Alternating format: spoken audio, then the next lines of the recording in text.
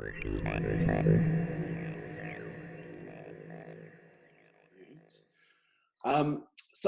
a huge welcome to everyone today. I'm Ryan Jeffries and I'm Creative Director of Science Gallery Melbourne, which is a brand new gallery opening at the University of Melbourne early next year, which aims to inspire the next generation through the collision of art and science.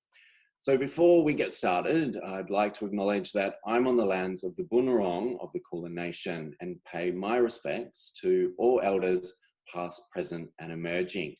And I'd also like to acknowledge First Nations peoples as our first artists and scientists. So what an incredible week it's been in terms of the event Horizon Symposium. We've kind of explored everything from black holes, dark matter, tipping points, new horizons. And what I particularly really loved has been this interdisciplinary perspective. So it really has been this true collision of art and science. And also the importance of this in terms of the launch of the Art in Australia magazine current issue. So it's been a collaboration between then the Centre of Visual Arts and Science Gallery Melbourne here at the University of Melbourne. So today's plenary is titled Imagination as a Research Tool. And we are very fortunate to be joined by some esteemed panelists. We're joined by Carly Noon, Margaret Wertheim, Chris Henschke and Ted Collis. So welcome everyone. Ryan. Thanks. It's great to meet you. All right. So today will be an opportunity to have just quite a casual chat, looking at this idea of imagination as a research tool, and particularly looking at creativity. How does creativity influence both scientists and artists, and what role does that play in terms of discovery, and particularly scientific discovery? So throughout this session, we're going to invite people to directly send us questions in, and we'll be answering some of those. A few people have sent some questions in already during the week as part of the symposium. But to kick things off, I'm going to start with a couple of questions to the scientists of the panel. So I'm going to focus with Carly and Margaret, and I know we're all quite interdisciplinary, so perhaps not to be too labelled, but because you guys have science roots, I wanted to go back to kind of day one of the symposium, and I had this excellent chat with Elisabetta Barbrio and Alan Duffy as part of discussion around the new ARC Centre of Excellence for Dark Matter. And we discussed this idea of creativity, and particularly for Alan and Elisabetta, where they draw scientific inspiration from unexpected places. So we're kind of looking at the role of creativity influencing their hypotheses in terms of science and discovery. And what was really fantastic was Elisabetta talking about the role of arts in her discovery, her quest for the discovery for dark matter. And Elisabetta is an avid art collector and has an extensive Indigenous art collection. And she mentioned that the Indigenous artworks were a big component in terms of inspiration for her in terms of this search for dark matter. So I'm interested in that role in terms of creativity, in terms of how does that creativity influence scientific discovery.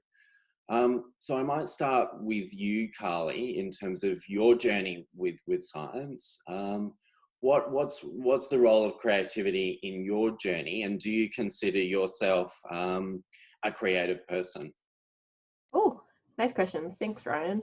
I think the first one, to try and tackle it, I think, you mentioned creativity as inspiration to you know, in order to do science. But I think I see it a little bit differently. When I feel like I'm needed to be creative in my role, you know, as a scientist, if I'm trying to, you know, pick apart my results, or you know, something's not working and I have to take a different approach, that's when creativity comes in. So it's more, I guess what I'm trying to say is it's a little bit more practical than inspiration. Certainly art is inspiring in any capacity it can be, you know, and the art that you have around you certainly does inspire, you know, inspire you to do something, or try and be someone, or how you represent yourself. But I think with respect to specifically scientific uses of it, I think it's a tool, just like you know, just like maths is a tool, just like coding is a tool, plotting is a tool. You know, it's just another tool that your brain has to try and figure out this crazy world that we have around us. So I think that's probably where creativity kind of sits in my mind with respect to science, at least. But in general, and we kind of touched on this a little bit earlier in our little green room, the panelists were talking, and I think the question of, you know, are you a creative person? I personally definitely see myself as a creative person. I've always wanted to create things. Kind of trivial, but you know, I've always been hands-on. I'm very hands-on with creative things. I like to make things with my hands, but really that I almost see that as a different part of myself, and I can definitely, you know, access those two different parts of myself, you know, the creative side and the more scientific side. I can access them at the same time, in order to do, you know, whatever I'm trying to do.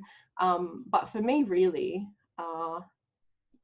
yeah, they're not in competition with each other. They're not, you know, you can't have one without the other. I think I've kind of got a bit of both going on, and I think that they really help each other. They complement each other, those two different sides. Yeah, because I think it's been this kind of product of our education system that art and science have been kind of separated, and it's probably more a contemporary practice of kind of very much boxing them, putting them in their individual silos. But interestingly, there is so much similarity in terms of creativity in both. There might be different outcomes, but I think in terms of imagination and creativity, they're kind of crucial in both disciplines. Carly, I'm interested then in terms of Indigenous knowledge and exploring kind of past knowledge, which is very interdisciplinary knowledge in itself. Do you see that as well in terms of that alignment in terms of art and science in Indigenous knowledge?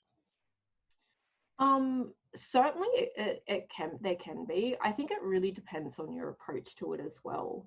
And I think because I do have this basis of, you know, coming from a basis of being scientifically trained, and, you know, that just being my natural response to things and my natural approach to doing things. I've found that I've had a very scientific approach to most of my work in the Indigenous knowledge space. The creativity comes in with how I share that knowledge, which is obviously something that is hugely important. You know, not just for me, but I think it's hugely important to be doing that as an Indigenous person. Not only sharing, you know, the appropriate Indigenous knowledge that I can share, but also sharing my knowledge as a scientist in general. You know, this is, you know, I'm first in family, and I know for lots of other mob out there, you know, going to uni can be a very foreign thing, and particularly doing something like astrophysics. It's, you know, it's an incredibly exciting thing, but it can also be very foreign for a lot of people. And so I think it's very much a responsibility I have to be able to share that knowledge. I didn't get it on my own. I had a lot of help getting to where I am today, and so it's kind of you know, passing that on. But I think that's where the creativity comes in with my work with respect to Indigenous knowledge. It's how I share that knowledge, how I try and engage people, how I try and get people excited about it, how I try and change perceptions. You know, there's obviously been a lot of colonial rhetoric in the past that has you know, dismissed a lot of the complexity of oral cultures and those techniques and the knowledge embedded within them. And so, you know, it's really about this interdisciplinary work. It's really about getting other people on board and trying to be, you know, relate to the broader Australian community and try and deliver it in a way that it is going to have impact. But in terms of like researching the knowledge itself and understanding the knowledge itself, you know, that's kind of more community-based work. That's not like, for me, that's not like work. That's community responsibility, I guess. And I guess it's your role as a inspiring science communicator as well. So yeah, great to think that the next generation of people will be inspired to study physics. Through, I hope so. That's the goal. Yeah. And I think that's a direct link with you, Margaret, as well, in terms of your journey, knowing you started out as a physicist and have journeyed into the realm of science communication, and also the arts and creative world, and that beautiful kind of interdisciplinary intersection. What's kind of been your role then, your journey with creativity, and what role has creativity played in your journey with science? I think this is a really interesting question. You know, I went to university and spent 6 years studying physics and mathematics. And I would say that pure math is the most purely creative activity I've ever seen or been involved with. And I think here's one way to think about it. If you look at modern science, particularly modern physics and modern mathematics, none of it existed 500 years ago.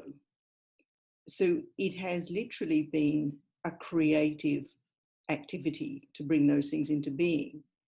You know, with the human mind, we have come to see the world in an extremely different way than has ever existed before.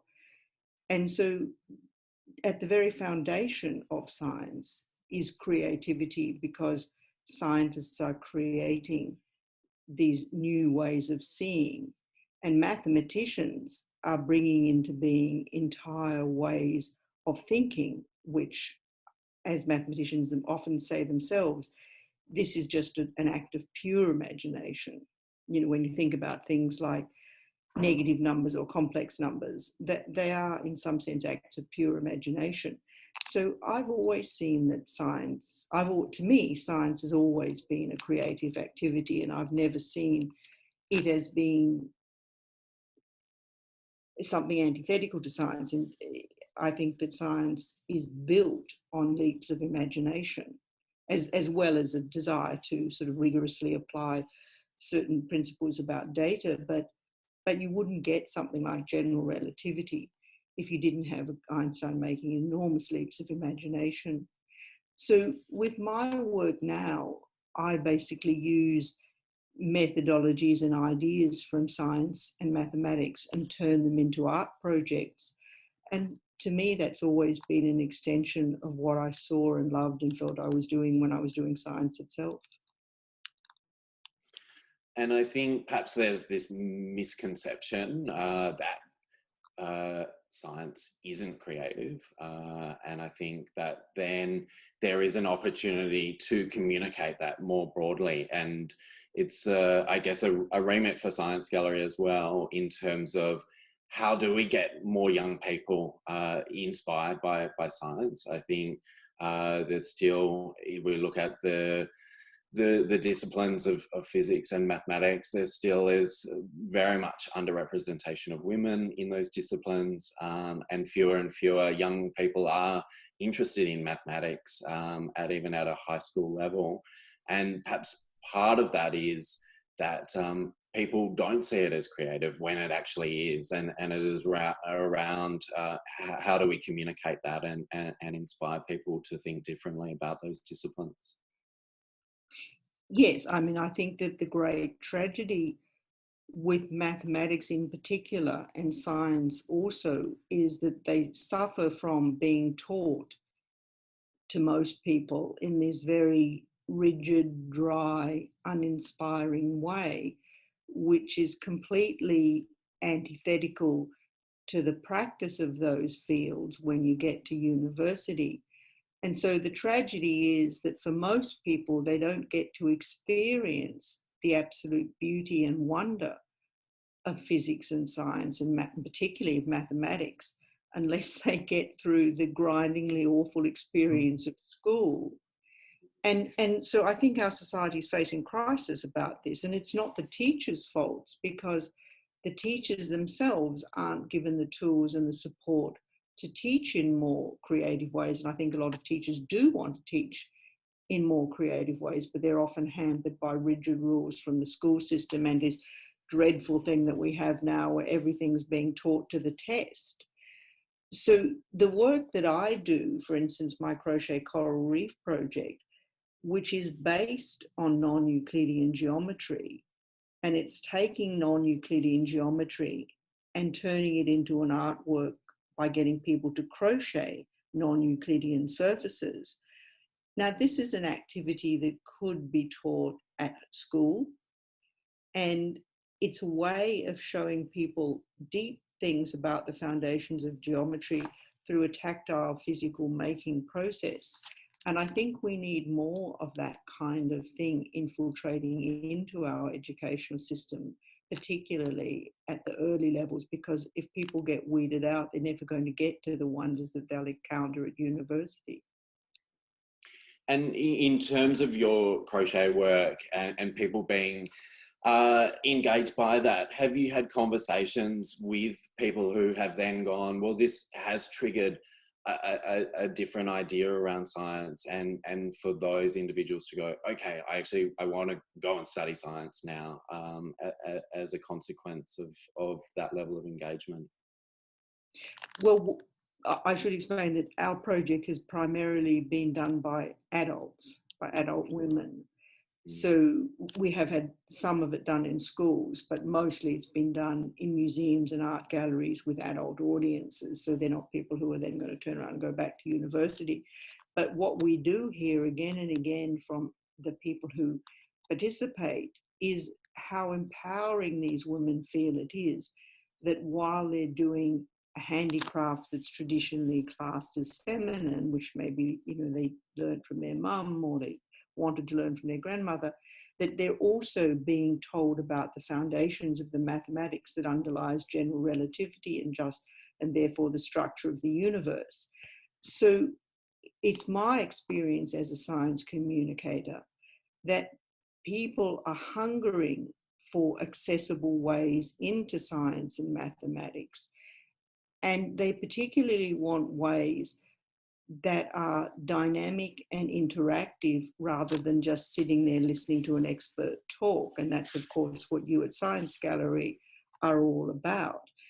And my experience is that when you give people an activity and say, look, here you're going to learn about a profound mathematical concept by making something for yourself, that is just such a thrilling learning experience and also an artistic experience, because they're not only learning about a foundational concept in mathematics, they're doing it through the process of making something beautiful in their hands. Yeah, and through that, I think we're seeing the rise of maths craft groups as well. And I know we did a collaboration a couple of years ago with this. And again, the response was incredible, of whether it was crocheting, of whether it was origami, to folding paper, to understanding some of these physics and mathematic concepts as well. Yeah, that hands-on approach is crucial to that. I'm going to throw to Chris now. And Chris, as an artist, I'm really interested to know your journey into the science world. And I know that you've spent some time at CERN and have done artist residencies before. I want to quote a CERN physicist here, and it's Michael Dosa, who was talking about the CERN artist residency program. And he says here, 1 to 3 months is a good window for residencies.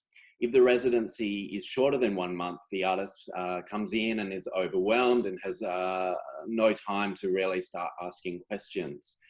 And if the residency is longer than 3 months, the artist wants to become a scientist.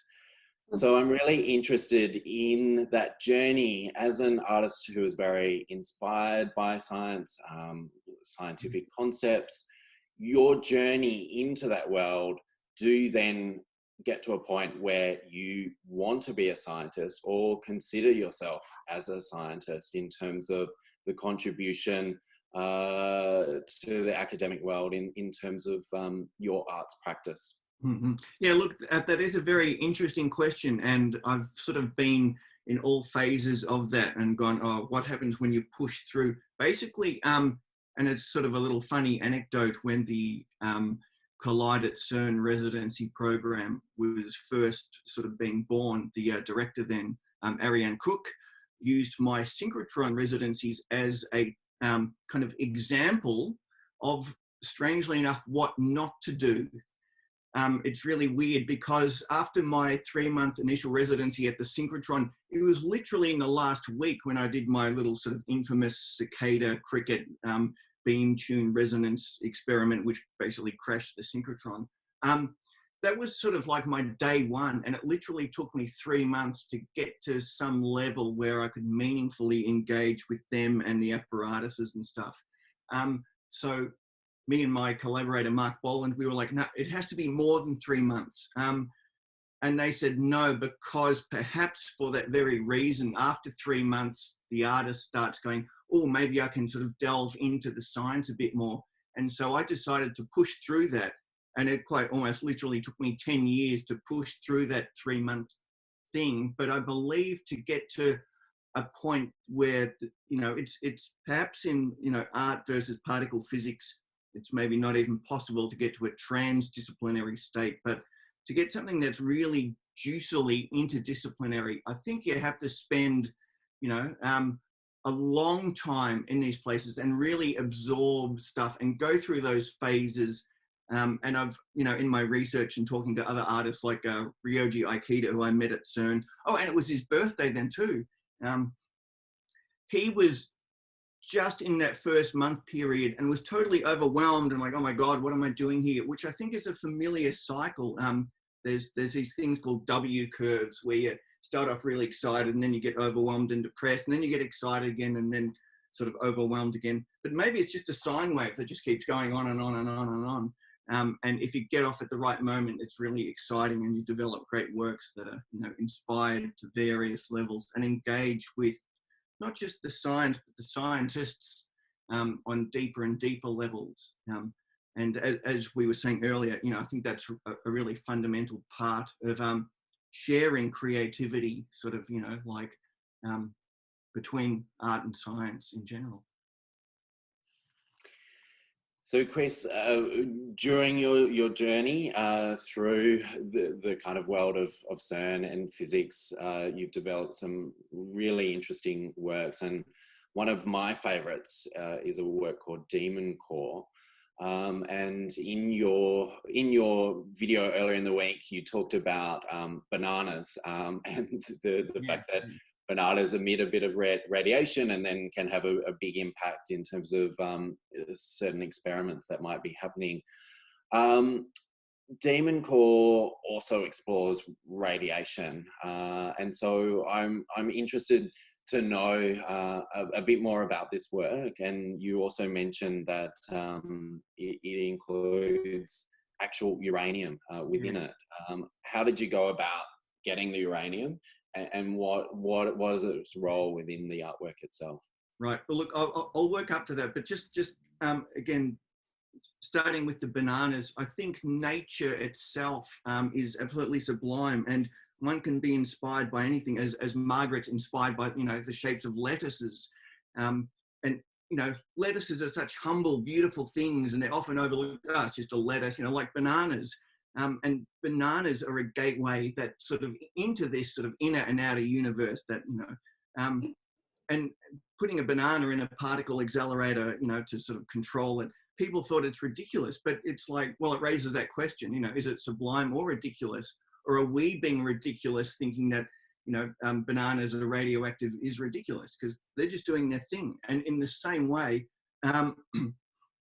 natural uranium is just doing its own thing. And it's only when we sort of take it and push it to its limits, and, you know, that sort of aspect of nature, it kind of gets angry and it lashes out and it's like, blah, and leads to, you know, terrible things as we've seen. And of course, it was just recently the 75th anniversary of, you know, Hiroshima and all of that. And it's quite terrifying. But I was sort of darkly inspired to do it, not the least because I got a commission by Dark Mofo, so it all had to be dark. But during my sort of talks with scientists at CERN, even the really sort of enlightened, open-minded ones, there's this one guy, James Beecham, who's kind of like the young Brian Cox and actually gets rock and roll bands to play in the Atlas detector. He was really so open-minded and amazing and really critical and analytical, but even he reacted when I was talking about, you know, the dark side of, you know, the dual use dilemma of, you know, this sort of technology and this knowledge and this power that we've tapped into. And the initial motto of CERN was atoms for peace. And I'm like, well, I've got to deal with the flip side of that. So I came up, look, I'll do the dodgiest screen sharing ever. We came up with this sort of little installation thing that was driven by natural uranium, because you can buy uranium on eBay. And so it's in this little core, and it's got like a Geiger counter, and it's like all these different sort of measuring things which trigger the entire sort of installation space. And it had these amazing subwoofers. It was like really, and we tuned it to the sort of resonant frequency of the room, and we had these other resonant things. But in a sense, I was sort of playing with that tension between, you know, natural uranium, because radioactivity occurs all around us. But then again, when you sort of take it and you push it to a kind of unnatural state, that's when you kind of release these demons. And it was kind of weird because you can buy this stuff on eBay. And it was basically just uranium ore, very low grade. I needed, you know, some centrifuges and stuff to make it dangerous, which of course I didn't do. But when we were installing it at the space at Dark Mofo, kind of at the last minute, the OH&S people went, "Oh my God, what have you got uranium? Is it real?" I'm like, "Yeah." And then they were saying, you know, like you have to get a MSDS, material safety data sheet. And the only one I could find was on this US military website. So I'm sure I raised some little flags amongst ASIO or whatever. But yes, it worked. And so the whole thing was sort of driven by this little, you know, sort of burst of radioactivity from that.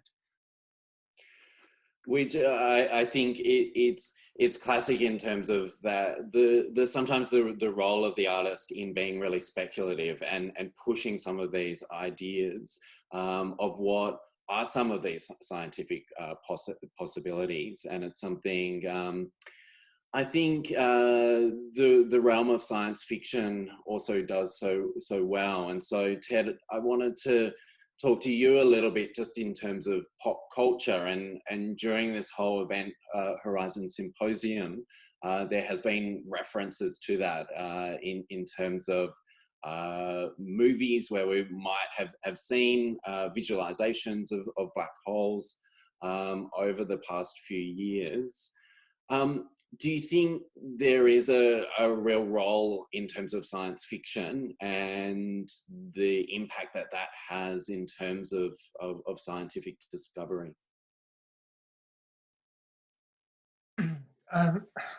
Yeah, that's a bit of a challenging question. It's such a big area to try and summarize, but I'd say the answer is a resounding yes. Science fiction has been the crucible of, I think, largely because it's not bound by the exigencies and the practicalities of, say, laboratory work that has to produce a result in that form, but is bound by the responses of the market, to be enthralled and to be excited and so on. Science fiction's had the license to explore the provocations and implications that have come out of, say, scientific research. And there's no doubt there's historical crossovers between, if not the actual research projects, then certainly the jargon and some of the key terms and the motifs of that crossing over into popular culture. I mean, we know that things like the Star Trek franchise, for instance, has been exploring a lot of the elements of astrophysics and cosmology developed in the 60s and 70s. They were, I think black holes turn up in one of the early episodes of the William Shatner series of Star Trek. On the other hand, of course, sci-fi pitches into areas that go so far beyond that sense of responsibility to say scientific truth or to the empirical. I mean, the movie Event Horizon is itself a good example of that. I counseled it's not a particularly good movie. Great movie. Great movie. I highly recommend it to everyone. Well, there we are. There's a scientist defending the film. As an art critic, I'm probably feeling a little bit, I think it tips into a kind of rather unexploratory kind of Lovecraftian horror, I would say. But I think Margaret and I can have a talk about that afterwards. The thing about a science fiction, I think there's a twofold, curiosity that is worth exploring with this question, and that's a science fiction depends a great deal on the imagination of the future, on not just prediction or forecasting, but on a kind of prophecy. And the future, the future's been around, of course, for a long time. I mean, ever since Homo sapiens started painting bison on caves, they've been thinking about the future of the species of the bison, after the hunt. Grave diggers, started burying the dead, they're trying to forestall what is a future decomposition of the corpse, and so on. But I think it's really in modernity, and in particularly the 20th century, where the future itself is kind of reinvented. And it's reinvented along the lines of scientific extrapolation and conjecture. It's not just a matter of like divining the entrails of a pigeon, for instance, to work out what's going to happen, the outcome of war. So with writers like H.G. Wells, for instance, and the Time Machine, I think was written about 1895, but really that kind of was like a paradigm for a lot of the imagination of what futurity and time itself might mean in a modern world. You'd go from that up to, say, Back to the Future, the movie, which has that fabulous temporal paradox in it, you know, where Marty McFly goes back in time, interrupts his parents getting together to have him. So his own existence in the future becomes problematic. He has to stop this, stop his own intervention, stop his mother falling in love with him. It's one of the few films, you know, of a popular level that involves incest, or at least the prospect of incest, and turns it into an hilarious joke. But even in that case, you know, he goes back in time, but the core of that movie is about getting back to the future, you know, to ensure his own existence, right?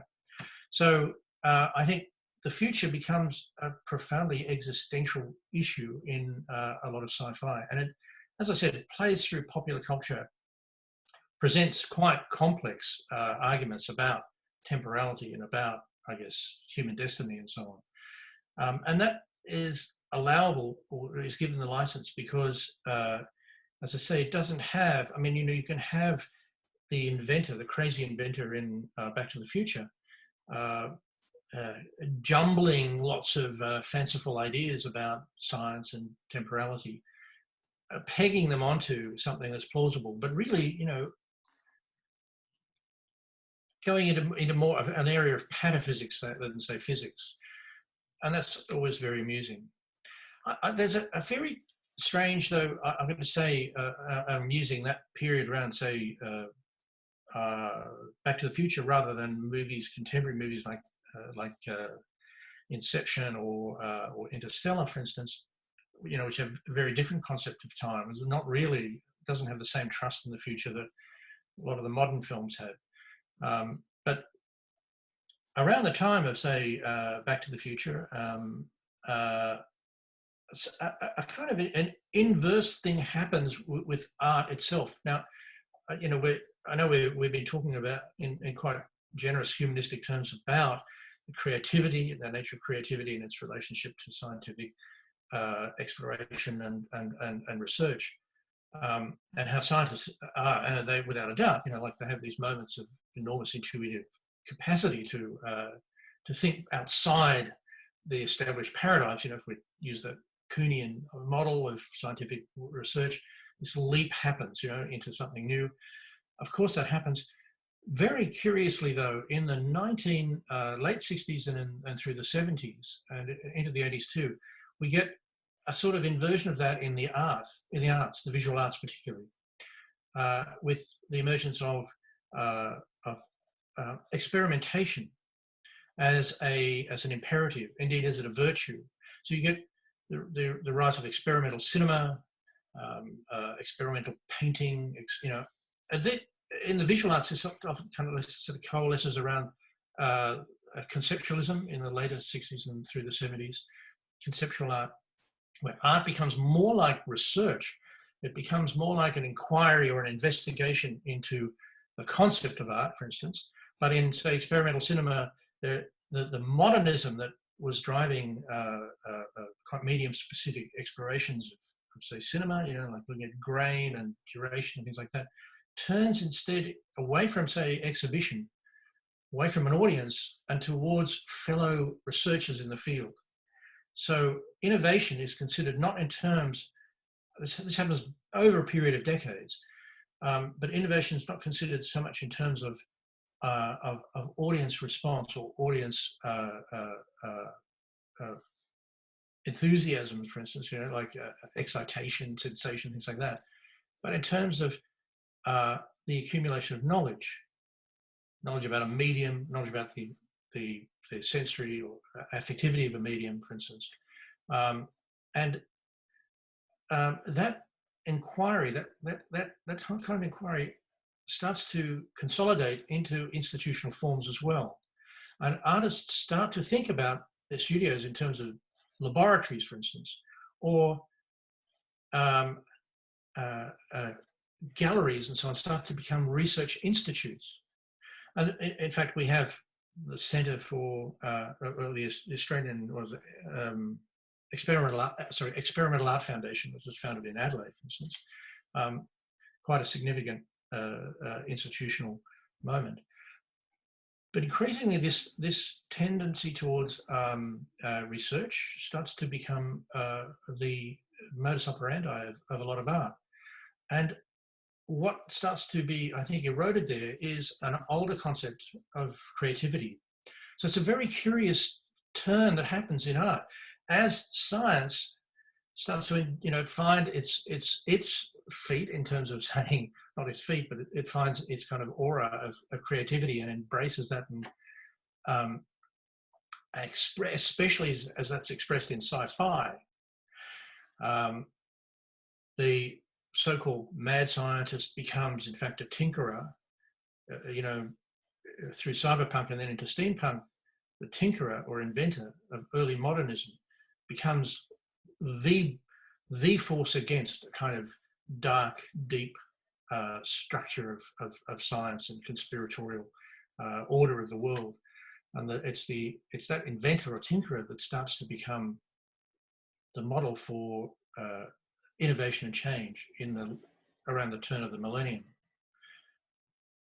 Very curiously, art's been kind of like moving in the other direction almost. Artists wanting to become more and more institutionalized, and regarding their art as a form of a research activity.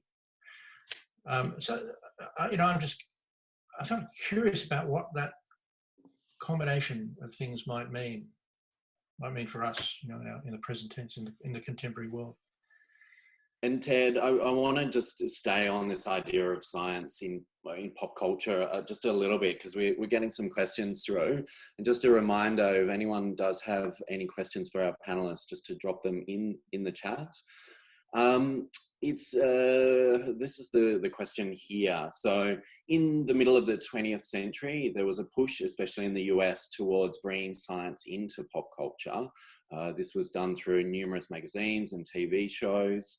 But in recent decades, we're seeing growing skepticism and distrust towards science.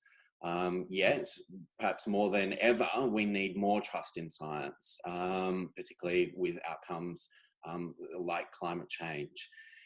Is there a role for the arts, once again, in terms of inspiring popular interest in science?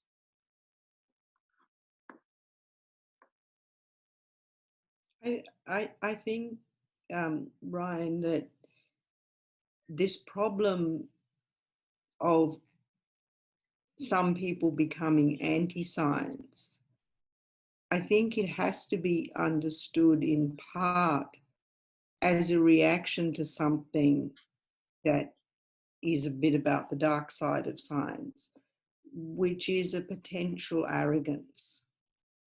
And I think those of us who love science and care about it deeply do need to talk about how science can appear to some people as a very dogmatic and very rigid system of beliefs that if you don't adhere to it, then you're said to be idiotic, naive, passe, tribal, whatever. And it really troubles me, this aspect of science, because I think it is doing an enormous amount of damage. And I think one of the roles that the arts are helping to play is that there are actually a lot of artists doing work which is scientifically inflected. But art by its very nature tends not to be dogmatic. Artists are tending to represent, here's an experience that you can have in this gallery. I'm not giving you an entire worldview you have to take on, although the artwork itself might be, in some sense, putting you for that time into an imaginary world. But by its very kind of playful, undogmatic nature, I think there is an important role for art to play in making science seem more appealing and less dogmatic. And you see that with some really great artists working with scientifically inflected work. And you mentioned earlier, Chris, Ryoji Aikido is one, the great filmmaker and now VR artist, Dominique Gonzalez-Forster in France.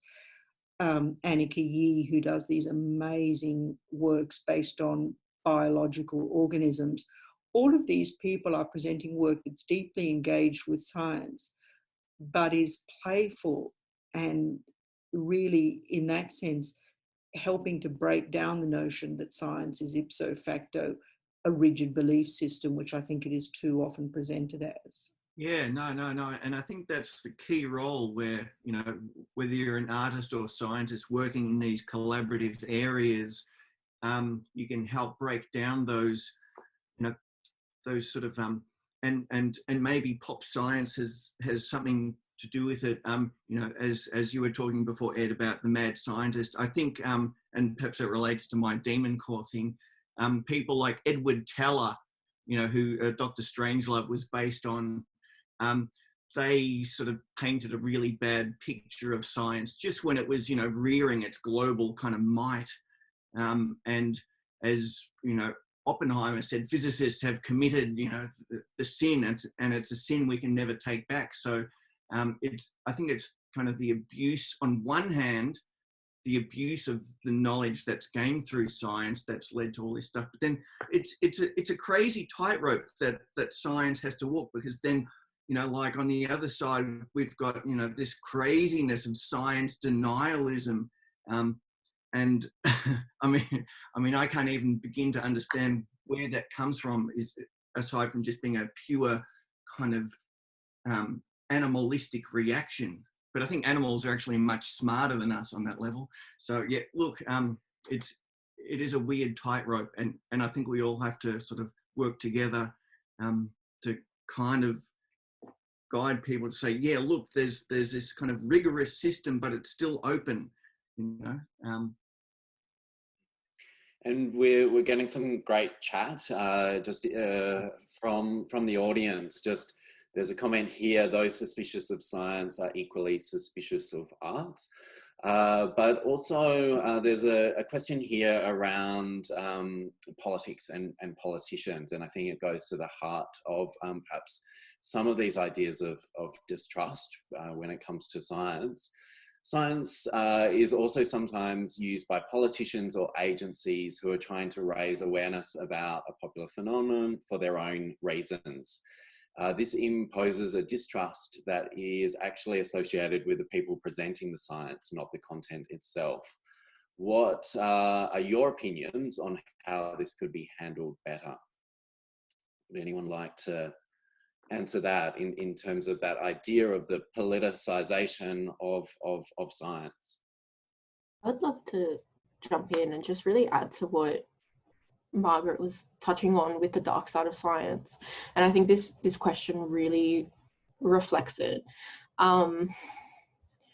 I think we really need to be a little bit more honest with ourselves as a society about what is trustworthy and what is not.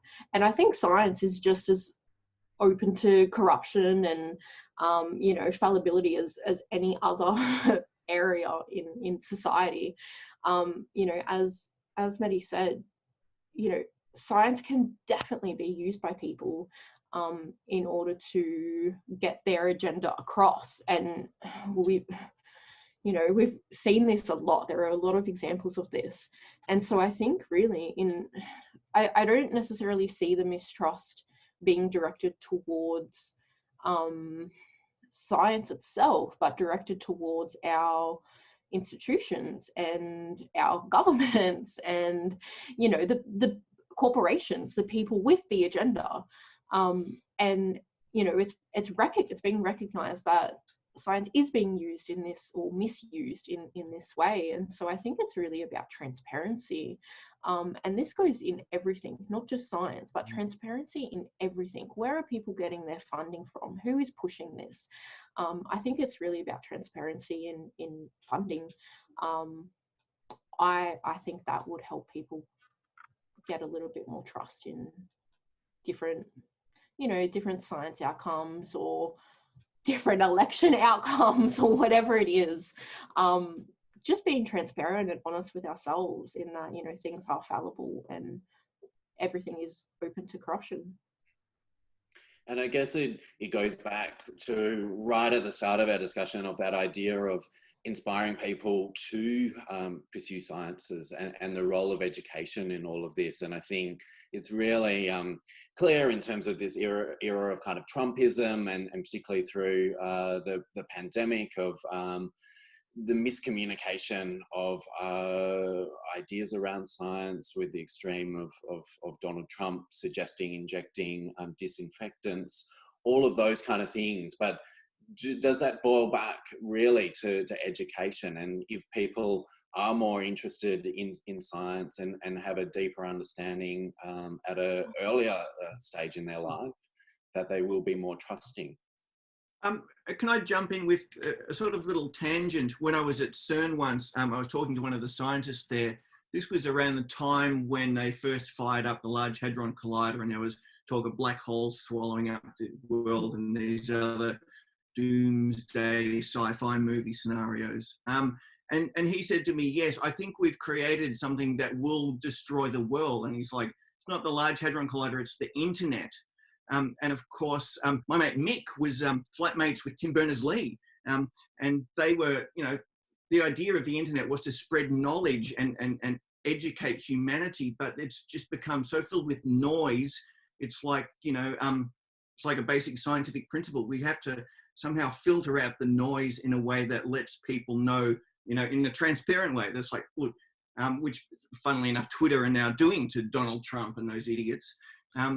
So it's just about being transparent and saying, this is where this information comes from. Make up your own mind, but be informed. And I think that's fundamental. Well, we're right at the end of our plenary session today. We've just got a few more minutes. So if there's no more questions that are going to be put in the chat, we might wrap things up there. Did anyone else want to add any other comment? I might just come in at the very end here, Ryan. A couple of things to say, and this, I should stress, is in no way a defence of the idiocy of Trumpism about injecting bleach, for instance. But it raises you know, just to play a little bit of a devil's advocate here, it raises a question about, I guess, the role of if we are speaking about the creative leaps that can happen in science, raises a question about folly and I think eccentricity in science. You know, I spoke before about the tinkerer, the eccentric tinkerer that appears in, say, the steampunk subgenre of SF, and how that's a revival of very, very early industrialist laboratory eccentricities, you know, and inventors in the pre-Edison era, for instance. How do we defend folly and eccentricity, which seem to be really crucial to, certainly to art and to the license that we need to grant artists who commit to activities that might appear like, as Chris was saying before, putting a banana into the Large Hadron Collider, into a cyclotron, an extraordinarily strange idea, you know, but one that has some, has an outcome, right, that is not quantifiable or even qualifiable in scientific terms, right? I mean, with all due respect, Chris, it's a great idea, and it's like a very, it's got a little craziness to it, you know, it's a little kind of liberty to it that is really lovely. How do we defend that kind of thing? The very thing that I think, you know, would allow Margaret to make the leap into hyperbolic crocheting. I mean, that phrase itself is one that's going to ring with me through most of this year. Hyperbolic crochet. So how do we kind of account for that, and at the same time guard ourselves against the you know, the appalling idiocies of contempt for or disrespect for the expertise of science? I think you're completely right, Ed, that this issue is one that I've been very interested in my career, about what constitutes, as it were, a legitimate form of lunacy. You know, in science, there's so many cases in the history of science where somebody came up with an idea, and at the time everybody says, oh, that's absolute rubbish, it couldn't possibly be. And a really good one is the discovery of what's called quasi-crystals, which are these crystals that have a peculiar kind of structure that mathematicians and physicists actually believed for a long time wasn't possible. And when a guy called Danny Schachter first discovered these things, people said, that's absolute bullshit. They couldn't possibly exist. And 30 years later, he was given the Nobel Prize, and they've turned out to be a radical new kind of basis for lots of new kinds of radical materials. And so, you know, this idea of what constitutes a legitimately idiotic idea versus an idea that just is idiotic. And I think one of the things that we have to live with, and perhaps this is something where scientists can learn a bit from artists, one of the things that we have to live with is the notion that at any point in time, there is a lot of ambiguity. There are a lot of ideas floating around in the scientific world at any point in time, some of which will pan out in the course of history and prove to be, you know, accepted, and some won't. And I think one of the things that people have not really quite understood about the practice of science is that actually science in that sense is a constantly evolving, morphing fluid of ideas. And most of the ideas that are shifting around won't be accepted in 10 or 15 or certainly not 100 years.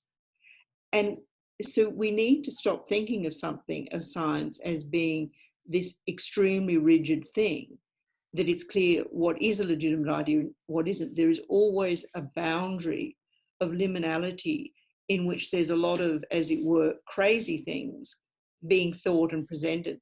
And some of them will be legitimized in the future and some of them won't. But that is actually part of the process of science.